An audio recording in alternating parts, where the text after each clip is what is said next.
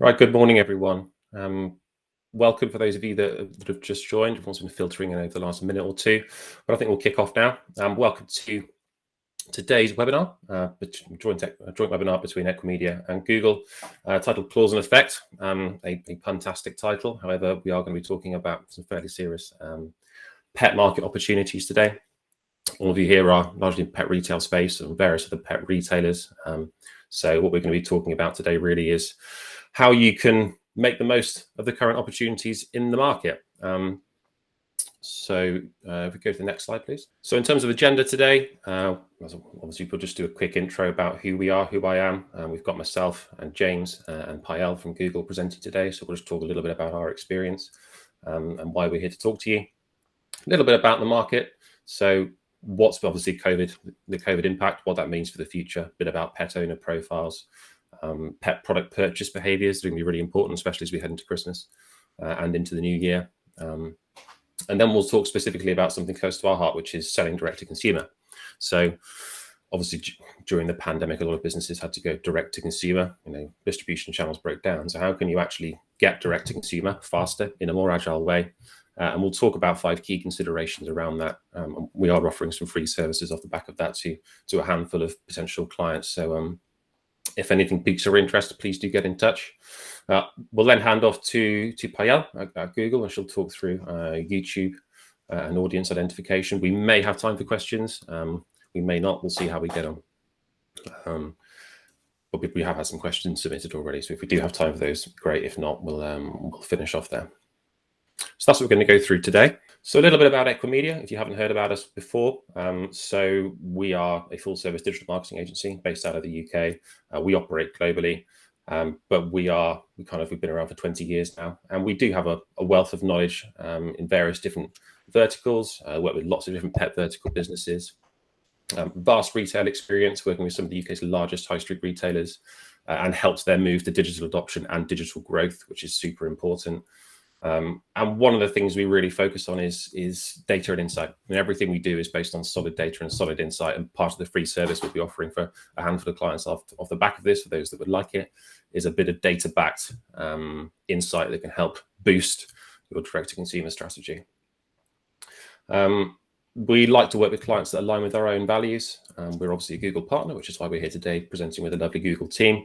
But we really like to work with clients with long-lasting relationships and grow those relationships as well. So a bit about me. My name's Ross Britton. I'm the Website Experience Director at Equimedia. I've been with Equimedia now for 6 years and worked with a lot of clients on D2C strategies, D2C implementations. So hopefully got some good insights to share with you today. And we've got James and Pael here as well. I'll let James introduce himself next. Yes, good morning, everybody. So yes, I'm James. I've been in SEO for about 15 years now. So I've seen quite a lot and worked across a wide range of B2B and B2C sectors. And as an SEO, it's my sole focus really is understanding search intent and audiences and how we can market to them. That's what drives SEO. And then if I might just apologize in advance if you hear some snoring in the background, that's my 12-year-old cockapoo called Tizzy. So please forgive me for that. Hi, everyone. I'm the Agency Development Manager working with Equimedia. I'll be talking about YouTube in a bit, but that's coming from about 8 years on PPC. So a fair bit in about 2 years of that on YouTube. So hope you find that interesting. Wonderful. Thanks, Pael. James, over to you.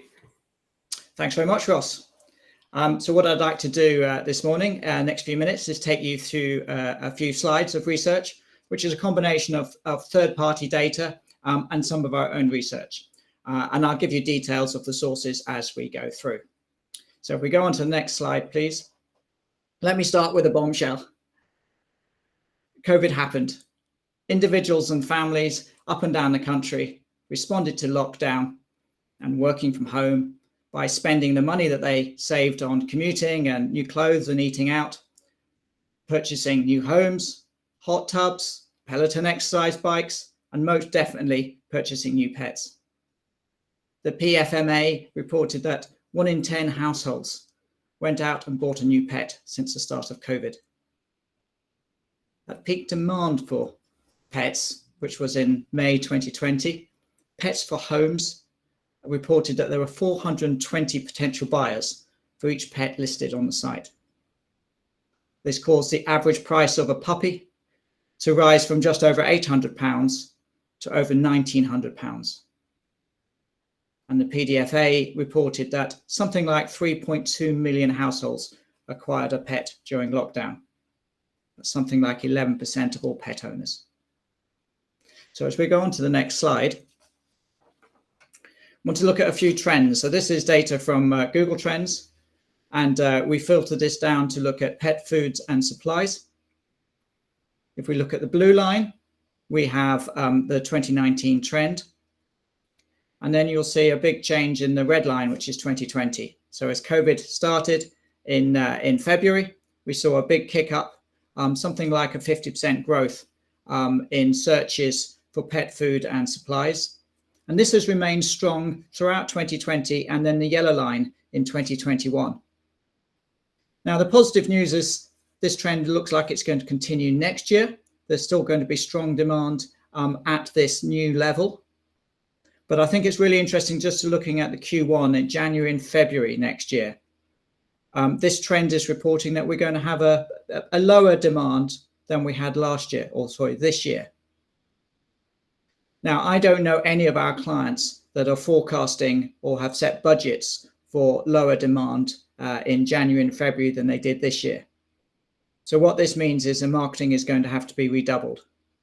We're expecting to see a rise in cost per click, and we may see a lower conversion rate because consumers are going to be spoiled for choice as marketeers fight to hit their budgets. So this is something to need to be planning for, using a lot of creativity and an optimization and being ready for this. We're really only 6 weeks away from this. So we go on to the next slide now. Let's just have a look at who these new pet owners are, those who've been out and bought a pet during lockdown. So we have over 17,000 households that own pets. And a third of these are owning pets for the first time, as the source is from the PDSA. Now, majority of these new pet owners are under the age of 35, what we as marketeers like to call millennials. And we know that they're more likely to insure their pet than a gadget or even home contents, something like double the number. And we know that they're going to spend a lot more money on pets than their older boomer categories. So this is really a market that we need to work for. And it's a takeaway that we need to work on the mindset of these people. It's a really fast growing audience, but how are we going to market to them? We can't regard them as the same as the boomer market. These are first time and often quite naive pet owners. So it's a great opportunity, but we need to just make sure we've captured that mindset. So we go on to the next slide, please. Now, it's not a one size fits all. When we delve deeper into the data to understand that there's been actually quite a big change in the types of dogs and animals being purchased as pets. And it would seem there's been quite a large shift towards small breeds of dogs. It would seem that younger urban dwellers are preferring smaller breeds of dog, but they're also purchasing cats and often keeping them as house cats, and they're purchasing rabbits and other rodents. Let's hope we're not keeping them in the same place. So there's a wider audience to be had other than just dogs and cats that have been traditional. And then when we look at dogs, our research has shown that actually there's been quite a big shift towards smaller breeds. And we know that smaller breeds tend to live up to 15% longer. So this is an extra 1 or 2 years, which could have quite a big impact when we're forecasting the lifetime value that these customers might mean to us, and might justify an increase in marketing investment to capture these as customers. And then as we move on to the next slide, please. Excuse the puns. If we look at where pet care pounds are being spent outside of insurance, we have about a third on food, and we're going to cover that in a moment. 12% is on vet care, And then really perhaps quite surprising is more than that, 19% is being spent on grooming and other perhaps non-essentials. But what we're not showing on this slide is actually we have the remaining 40% that covers all our other elements, including toys, beds, crates, dog minding. And when we surveyed the newer, younger pet owners, they said that they're really regarding them as members of their family, as a new baby, and their generosity on spending likewise. But when will this peak? Google Trends shows searches for items such as pet cameras peaked in July of this year as the new owners were required to return to the office. Now, Google has further research on this, which Payal can send to you later, showing that these office returnees are continuing to search, but they've got a real urgency in mind. They've got a compelling event that they need to get their dog camera or their extra purchase ready for when they return to the office. So this is a further opportunity in this sector. Now, we've carried out some specific research for this webinar, and we've been out and conducted a research from 1,000 pet owners to view how they impact on the pet retail market. Now, if we just recall from the previous slide that food represents about a third of the spend of this sector. And just as an aside, across all of our sectors, and we believe it's the same in this sector, COVID has accelerated the digitization of customer interactions. Some analysts have concluded that this acceleration has taken us 3 years ahead of how we forecasted in 2019. So we are where we might have predicted we would have been in 2023 or 2024. And our survey showed that a third, 37% of pet owners are already purchasing food and treats online. And by this, we mean purchasing outside of their supermarket shop, whether that's online or not. And we see this as a trend is absolutely continuing. It should be over 50%, we believe, within the next 18 months or so. And as well as the volume of purchases, we need to bear in mind that we're looking at an audience that more never treats their new pet as a member of the family, a baby, if you like, and therefore pushing to get the best that they can for that pet. A can of supermarket jelly dog food perhaps just doesn't cut the mustard. So we're seeing an increase in pet food that's fresh, that's vegan, that has human tastes and flavors. And we're seeing specialist brands, and I'm sure some of you are represented on this call today. Now, our research showed that 25% of dog owners are spending over £50 a month on food and treats. And then we have a small number, but 5%, spending it, in fact, over £100 a month. Now, we're seeing that subscriptions are growing. We've been well established in terms of deworming and defleeing and vaccinations. But we're seeing a steady rise of subscriptions across this sector. And this is something that should certainly be in your marketing plans. But we know that even if customers are not yet ready to take out a subscription with you, if they're part of a loyalty scheme, they are 47%, nearly half as likely again to make a second purchase from you if you've got a loyalty scheme that they're a part of.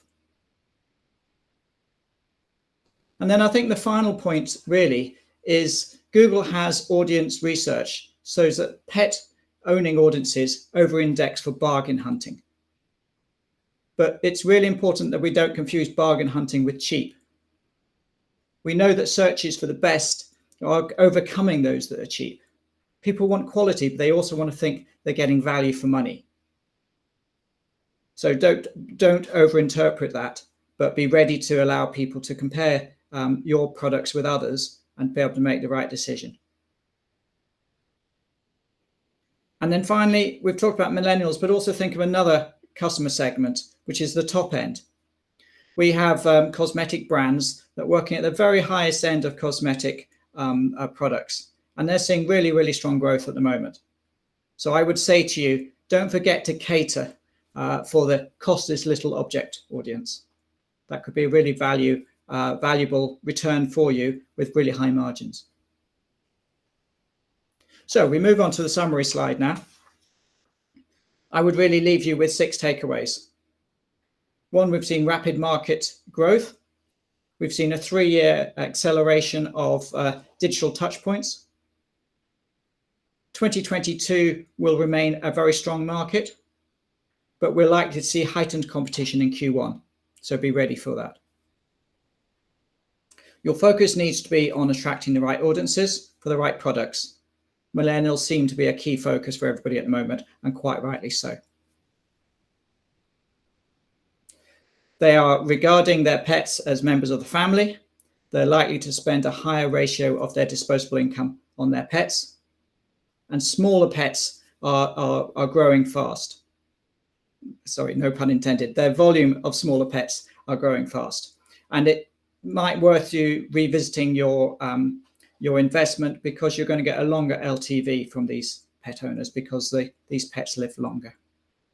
And then finally, we have humanization as a key trend. And this is being heavily influenced in the pet food market, as we've discussed. So it's a positive message to take away here. It's a strong market in 2022, and we expect it to only grow further. So I hope some of these insights have been useful to you. And Ross is now going to take a look at how you can action some of these insights with direct-to-consumer marketing. Thanks, James. Yeah, so with all of that market insight, and again, if there's anything in there that you've heard and you'd like to dive into that in more detail, or a specific bit of insight you'd like to get into this kind of slightly more, please do let us know, and we can help you with that, of course. So we've obviously got a good understanding of the state of the market, which is important, and now we need to make the most of those opportunities that are available to us. And it's a highly competitive space, of course, so it's important that we need to make sure we stand out. D2C has obviously seen a huge growth, as I said at the very start, due to the pandemic. Everyone's trying to sell direct to consumer, which we'll come on to later in terms of having an impact on the cost of acquisition.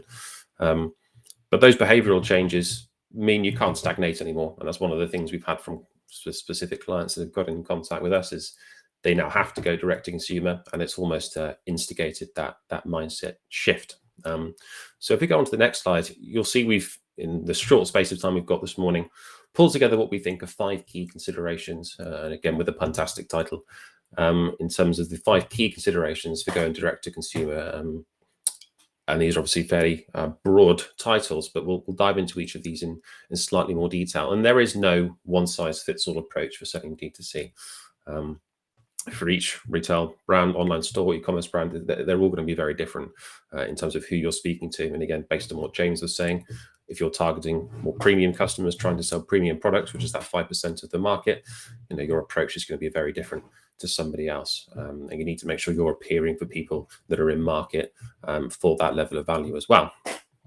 And when you get these 5 things working in sync, you're likely to have a winning formula. So if you flip on to the next slide, we'll go into the first one in more detail, which is all about finding the right audience and standing out. Now, with so much exposure opportunity, obviously the opportunity for wastage is also quite high. And one of the things we often see is a lot of assumptions are made about the audience. So we know our audience, and we're going to make X, Y, Z assumptions about them. And actually getting really under the skin of your audience and understanding where they are, why they're there, what motivates them. You do need to be quite specific and quite targeted. So when you look at your data, you might actually be surprised what you learn. And again, one of the things that we're offering is, for the first 2 clients to get in contact today, will be 2 free mini audience profiling projects to help kickstart your D2C journey. And as part of that, we're aiming to get some really useful insights that maybe you're not expecting. So one that you might not be expecting, for example, is YouTube affinity audiences based off Google research shows that 13.6% of the pet audience are male, green living lovers, and they're both parents and non-parents. So the way you'd speak to that audience is obviously very different to the way you'd speak to a more standard family set, let's say, for the sake of argument. And those are the kind of gems that you want to uncover in terms of the kind of audience that you want to be in front of, and make sure you stand out to them and you speak to their wants and you speak to their needs. And as James alluded to earlier, you need to know how to read the audience intent. Saying 58% of the pet audience are bargain hunters, and that doesn't mean cheap. It means that they will shop, they will research, and we'll come on to a little bit later in terms of actually making sure that you have an online user experience. Then that actually means that you're more likely to get them to convert and give them a reason to buy from you direct to consumer. And we'll come on to reason to buy a little bit later. But 1.4 times, pet audience are 1.4 times more likely to be shopaholics. They enjoy the thrill of the hunt. They see shopping as therapy. They spend most of their disposable income on shopping, and they enjoy that experience. So how can we make that experience as enjoyable for them as possible? And these are the kind of insights we need to understand from our audience to tailor the journey from awareness through consideration, through decision, and ultimately drive or create brand advocates, I should say.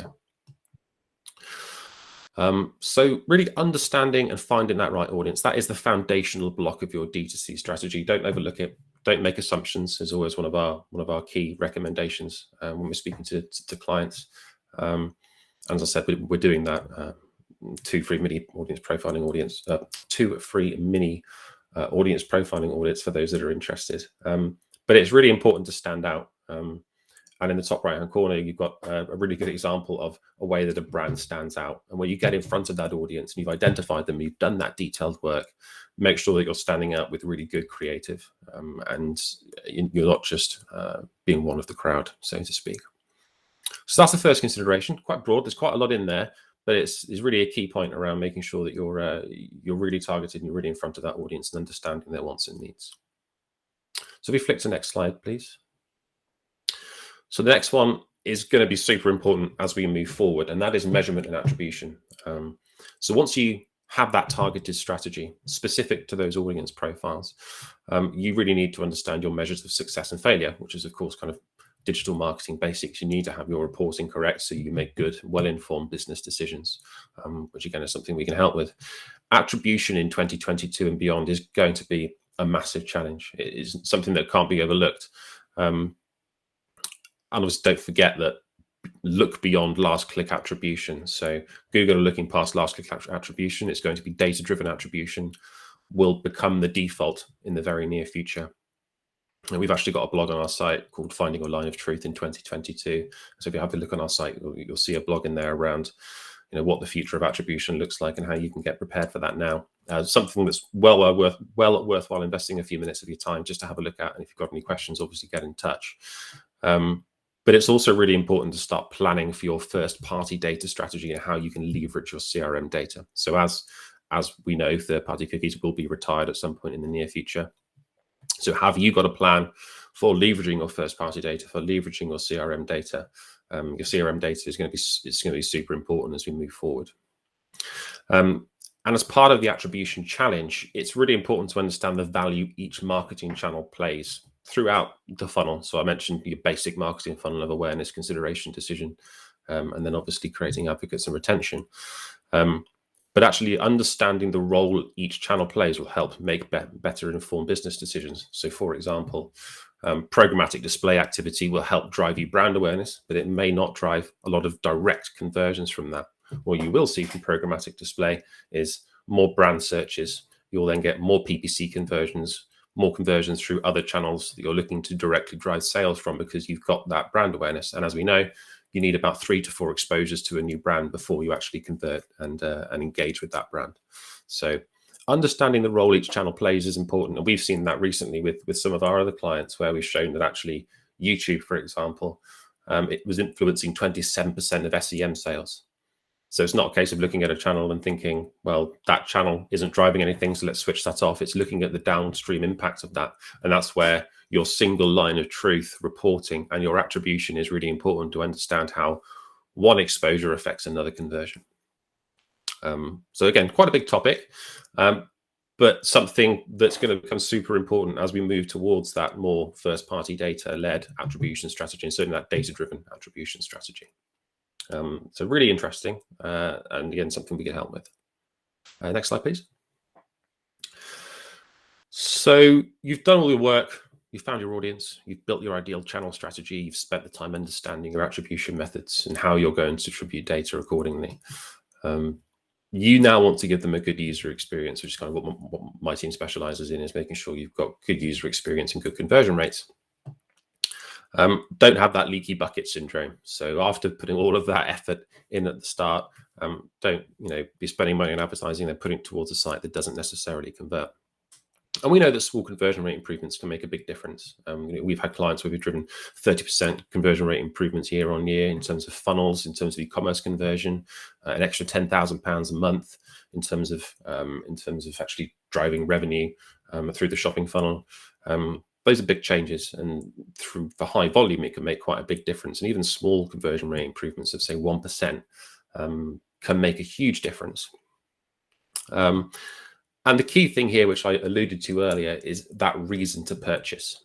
And one of the things we often test with our retail e-commerce clients is actually, what reasons are you giving them to buy that differentiate you from somebody else? Now, I'm certainly guilty of this in terms of buying way too many things through Amazon, and I'm sure many of you are as well. And actually buying it through more specialist retailers such as yourselves, that's an important part of supporting general businesses. But also, what reason do you have where people are going to convert through your site versus convert through somewhere else?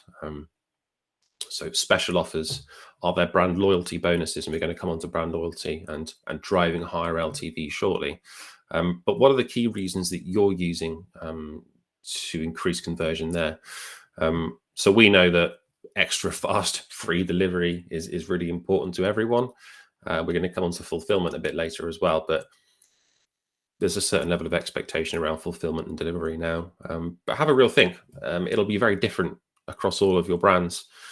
When someone visits your site, why would they buy off you versus buy off anywhere else? Are you surfacing that enough on landing, through the journey through to basket, and then through to checkout and conversion? Are you optimizing that journey to really show those offers, show those brand loyalty bonuses, give them that reason to go through you rather than go through somebody else? And it is a case of, if you are an up-and-coming brand or a brand biting at the heels of a market leader within a specific sector, such as the pet product sector, what's going to tip you over the edge? And doing that competitor analysis can be an important part of that as well, which I'm sure many of you do. But if you do have any user journey challenges, conversion rate challenges, we obviously do user journey analysis studies and various other things, which is a detailed bit of work, but it would help you understand what products people are selecting, average basket value, how you're going to start driving up your average basket value and optimize those journeys. So you focus on the areas that are going to deliver you the highest conversion rate and revenue gains in the shortest time possible. So I mentioned this earlier, which is around brand loyalty. Now, of course, customer retention is more important now than ever, especially when we're talking about first-party data and CRM strategies moving forward as well. You've obviously done all of the hard work of converting that user. You've given them a reason to buy. You've understood their challenges, understood their needs. You've done the targeted marketing. How can you make the most of that? Now, you want to generate and create brand advocates. That's obviously a super important part of any brand loyalty and CRM strategy. And this really does link back to that second point around attribution. So the future of audience targeting is much more likely to be based around modeling, based on smaller subsets of data, and then using the AI within the system, such as Google Analytics 4, to then power your targeting. Google Analytics GA4, which some of you may or may not already have, is obviously still a relatively new product, but we've been optimizing that for various clients to try and start making the most of that system as it's still being developed in beta. But a lot more platforms like that will pull first-party data, create profiles, and then give you the opportunity to market to people that look like them. That's going to be really important. Having that data in your customer retention systems and your CRM systems, your first-party systems, that's going to be really important. And you want to create advocates out of those people and understand who are your true LTV or lifetime value customers, so you know who to market to going forward. Data strategy and customer retention is also really important in relation to acquisition costs.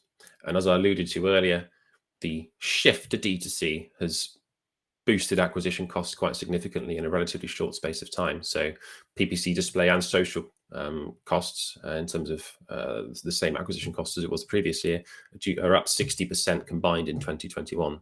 That's quite a significant shift, obviously driven by lots of competition, by market requirement, by COVID. All of that stuff has driven that change. And that increased competition has fueled that move to D2C. Now, having strong customer loyalty schemes and CRM schemes isn't just a must, it's pretty much essential now. We know that customers who sign up are 47% more likely to make a second purchase. That's quite a big deal. So if you don't want guest purchases on your site, you want as many signed up purchases as possible. So how are you going to incentivize people to sign up to a newsletter, to sign up to your database, whatever it might be, in order to continually market to them? Because we know that they're going to drive, they're 47% more likely to make a second purchase. So why would we not make the most of that? And if we can maybe take some short-term losses in terms of offers or whatever it might be, a 5% off for the first purchase to get them onto the system, that's obviously worthwhile doing. But you have to make sure you have that CRM strategy really tightly in there. And just think of how Tesco use their data to fuel CRM and club card points for years and years and years. It's a hugely important part, and it'll become even more important as we move forward. And obviously appreciate the lifetime value of the customer as well. So data suggests that pet sector customers have really strong loyalty when they're managed correctly. So actually nurturing that loyalty is well worth it. And we've seen with one of our other clients in the online retail space that on average,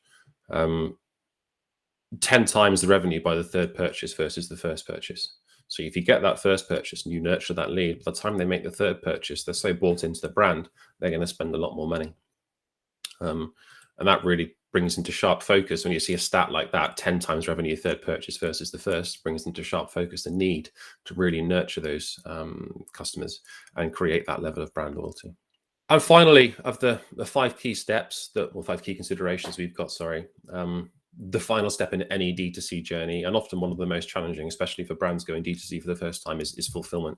And if you've got those first 4 things really right, you've driven a really personalized, targeted customer experience, you've driven a great, you've driven conversion through a really well-optimized site, you've started the CRM loyalty program and they're getting value from the brand, those expectations are going to be high and you want to maintain them.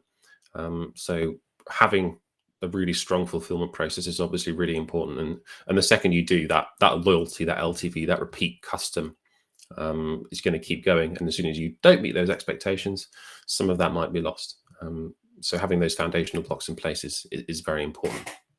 Now, 25% of consumers expect almost immediate shipping, thanks Amazon.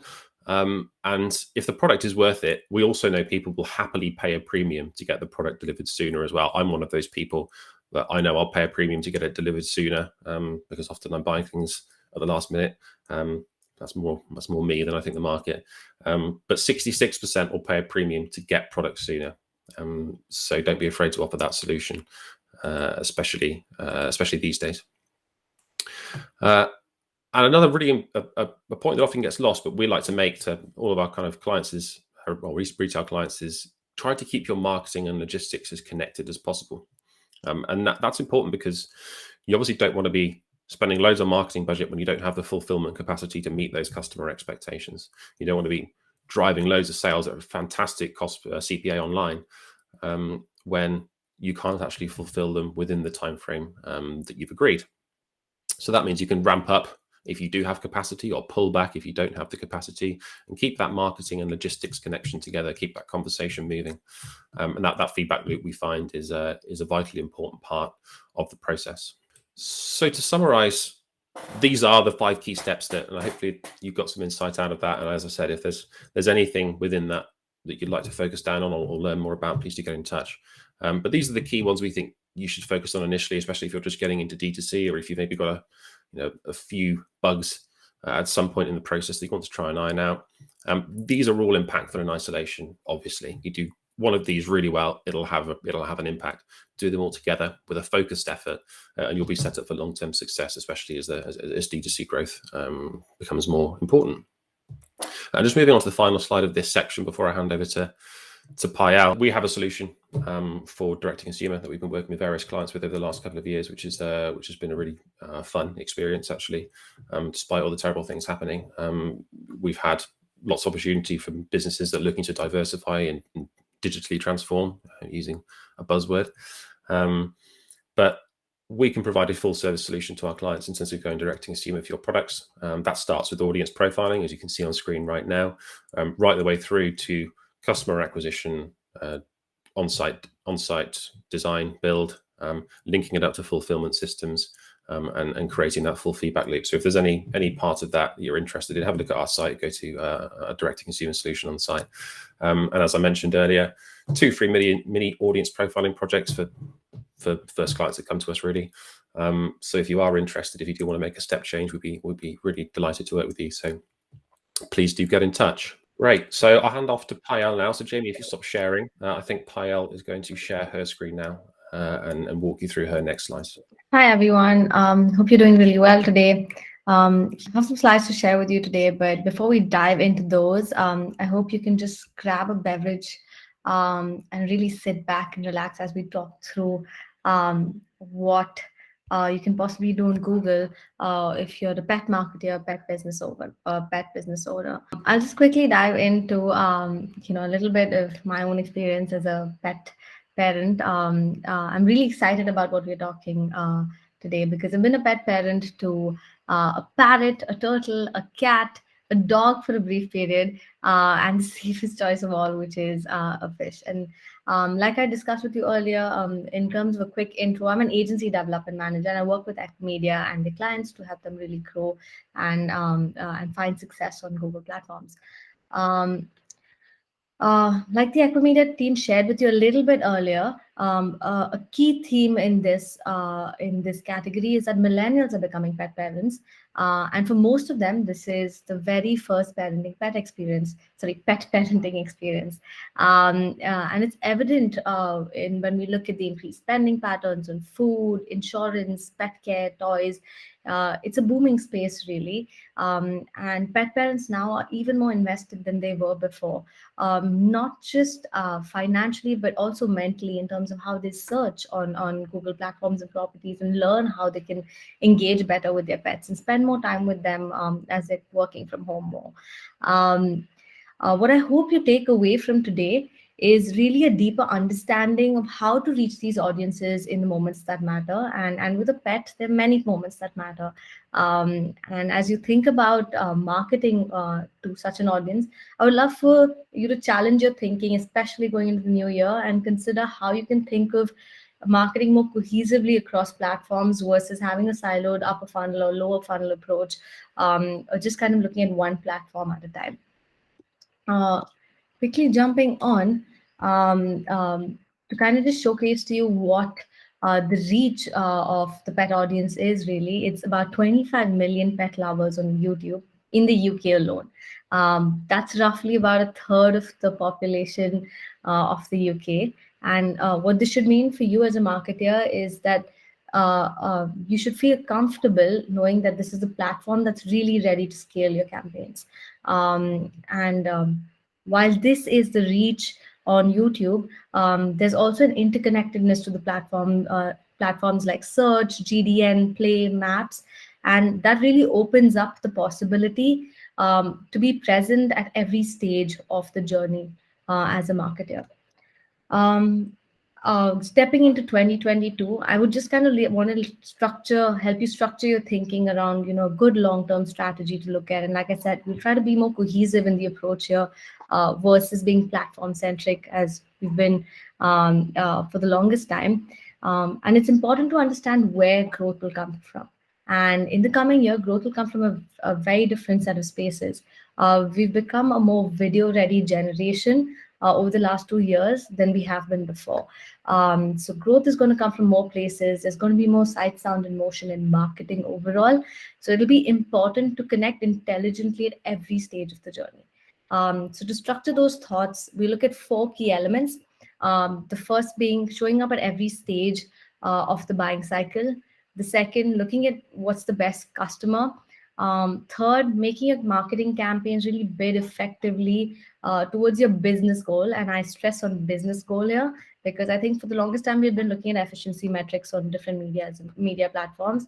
But the idea of a great marketing campaign should be that it drives great business while fulfilling some of those efficiency goals. So we put business goals front and center here. And lastly, how can you measure at every stage of funnel and realign your approach accordingly? So first thing first, let's focus on getting visibility at every stage of the buying process. You've probably seen this marketing funnel too many times now, and like I say, it is a more interconnected journey today than it has been before. It's not a linear journey anymore. So when you define your marketing goal, that will be the very first step of building your media plan. So starting at the goal is key to building that plan. And what I have here for you is looking at that very funnel and kind of segmenting what you can do to make the business goal speak to the marketing campaigns itself, right? So the next thing you'll need to define is what does success look like for your campaign. And that should absolutely be the first starting point. It shouldn't be something that you do as a retrospect to reviewing how a campaign performed. It's ideally something that you look at early on and really use to define your business metrics and goals. Quickly checking in here, so everything's good. Second, you'll need to choose the right ad format to be engaging with your audiences. After you've picked your marketing goal, what I've got lined up for you here on the screen is basically different ad formats and how you can really think of them. While things like masthead and bumpers really drive reach, on the other end of the spectrum, you've got conversion-oriented formats like video action campaigns that are great at driving conversions on site. So it's really important to segment that thinking early on and pick the right format, pick the right business goal, and execute from there on. Coming in the second piece is after you've chosen your format, let's see how is it possible to find your best customers and how to do that cohesively across YouTube and other platforms. So what I have here is a quick view at the funnel itself and defining what fits where. Like we've discussed a lot over this session now, is that millennial pet parents are a segment that need to be looked at differently because they're different from most generations of pet parents. So you can reach audiences like that through detailed demographic targeting and really tailor your message.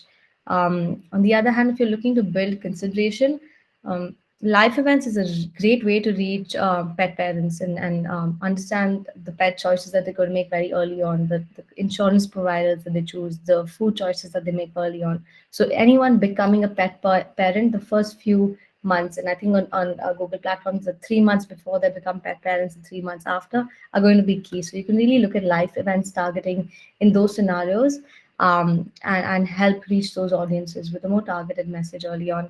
I think Ross also mentioned that you have the opportunity to 10x sales value if there's a third repeat purchase there. So an extra bit of focus on pet parents early on may be fairly beneficial. Lastly, if you're looking at driving action, the best place to start is to really double down on what's working well for your brand.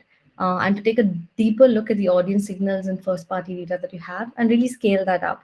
Because YouTube has such a great reach across demographics and audiences, you'll be able to kind of replicate those audience profiles and reach these very audience segments through sight, sound, and motion even more effectively. Jumping in, you'll have these slides to look at later. So I won't go into every element of it, but this is really just, like I said, structure the broader thinking behind it. You've got a segmented view of what audience segment would ideally sit in which section of the funnel. We've specifically highlighted what's a good starting point and what's a good place to expand. So great starting point would be customer match audiences, remarketing, and really looking at custom audiences. I'll talk to you about custom audiences in just a bit, but this is kind of a great takeaway as you're kind of gradually moving beyond PPC and likely hoping to grow your business into more consumers over the next 2022. Third, after you choose the right format, the right audiences, and you're really trying to optimize your campaigns, it's important that you bid towards the right success metrics, the same success metrics you set for yourselves early on when you looked at business goals.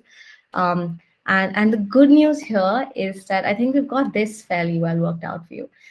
So the formats that are upper funnel, like mastheads to reach, bumpers, already have a CPM-based bidding model, which speak very well to reach goals. So you're not going to be very out of line in how you're bidding, what format you're choosing, and what you're hoping to drive. So that should be fairly aligned. And then when you come to lower funnel formats like video action campaigns, you'll be driving towards CPAs and maximizing conversions. And obviously, you can look at website actions, engagement with loyalty consumers, etc. there. So this is something that is already taken care of to a very large extent.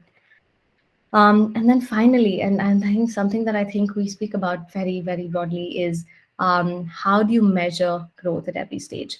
And just to kind of elaborate on this, each success metric will be measured differently. But when you're looking to break down measurement solutions, it's important that you focus not just on short-term goals, but you look at overarching goals. So if you were to run marketing for the year to come, just focusing on sales, it's likely to be too stunted and will meet all the performance goals, but may not drive any results in the larger picture, which is growing the business really.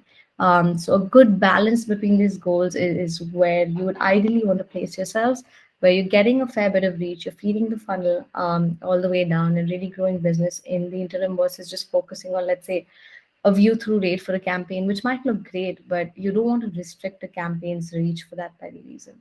So if a campaign is able to reach more audiences and still get the same 10,000 views that you hope to get, that's probably a better place to be than to over-optimize campaigns. If I were to finally leave you with something, and this is a pro tip. Like I said earlier, I've been working on YouTube ads for a very long time. And the one bit that I'd love for you to take away from today is the ability to curate and define unique audiences for your business. Custom intent audiences and custom audiences really look at search behavior, GDN browsing behavior, YouTube behavior, and help you segment targeting for your campaign. So if I were to give you a broad example of where this would make a lot of sense, let's say you're a pet apparel provider, and there's really no predefined targeting that works very well for you. It does to some extent that you can talk to pet lovers, you can talk to pet parents, it talks to anyone who's becoming a new pet parent, but really to look at who's looking for pet apparel, it might be fairly difficult. But with Google search, that's become far simpler, where you can really upload a list of queries and dog tuxedo has been trending for the longest time. So bits like that, and really build a custom audience list and then reach them on YouTube, because there's a platform with a massive reach. And like I said, there's interconnectedness between platforms there. So if you launch a discovery ad campaign, for example, it will reach audiences on search, display, YouTube, maps, and make the most of that. So really step back and as you're planning 2022, see what are the custom audience lists that you can build. And that's become so much simpler now than it was before. So really make the most of that. See what segments you'd like to define for your business. And if there's something very niche that you're doing in the pet space, this is a great opportunity to even personalize creative delivery. And then, like I said, finally coming back to, when you're looking at 2022 strategy, 3 bits to really bring to the table is: 1, bring your own data and see what's working well and double down on that. 2nd, leverage the audience list that Google has built to speak to PPC campaigns. You can add audiences to PPC campaigns and just give them an additional signal to look at. So live events targeting, niche affinity segments is a great way to scale existing PPC and YouTube campaigns. Do look at that. And 3rd is kind of revisiting what we just discussed, which is looking at custom audiences and seeing what are those audiences that you need to build specifically for your business, and that worked really well. And with that, thank you for dialing in today. It was great to have you all, and I'll pass it on to Ross. Thank you. Thanks, Payal, and thanks for sharing all of that useful insight. I think that's been really helpful. So that takes us to the end of the presentation today. So I appreciate everyone joining. Thank you very much for taking time out of your, I'm sure, very busy days to join this webinar. I hope you got something useful out of it, learned something new. If anything has piqued your interest, obviously go to equimedia.co.uk. Get in touch with us. We'd love to hear from you and just discuss some of your challenges, some things you might need some help with. We'd be more than happy to just have a chat. Anybody interested in getting a copy of the slides, again, get in contact with us through the site. And as I mentioned earlier, we are going to offer a couple of free audits to anybody that's interested. So again, get in contact with us and we'll be more than happy to help. Have a lovely rest of your day. Thanks so much for joining, and hopefully we'll speak soon.